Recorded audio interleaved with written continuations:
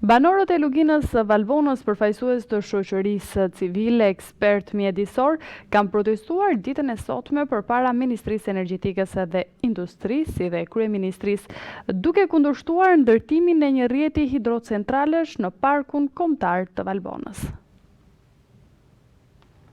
Banorët e luginës së Valbonës, përfaqësues të shoqërisë civile, ekspert mjedisor e të tjerë, po protestojnë sot përpara Ministrisë së Energjisë dhe Industrisë dhe Kryeministrisë duke kundërshtuar ndërtimin e një rrjeti hidrocentralesh në parkun kombëtar të Valbonës. Moto e kësaj proteste është largduart nga Valbona dhe kjo protestë do të zgjasë për rreth 2 orë ku i kërkohet institucioneve që projektet e miratuara në qeverinë Berisha të mos zbatohen, pasi ky do të ishte një shkatërrim për luginën e Valbonës. Ndërtimi i rrjetit të hidrocentraleve do të rënonte dhe turizmin në këtë zonë, duke qenë se lugina ka burime të mëdha hidrike.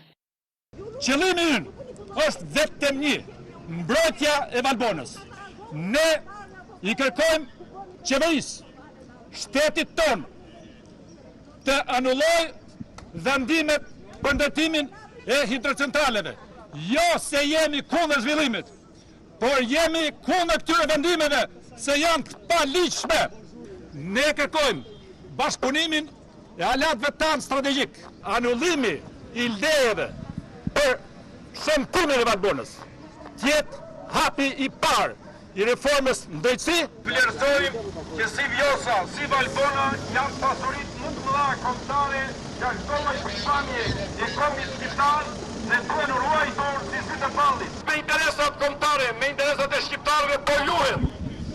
Unë ju paralajmëroj, nuk flasim në emrin tonë. Atje në Mallakastrë ne kemi filluar të mbledhim firmat dhe të bëjmë një referendum të gjithë popullit të Mallakastrës.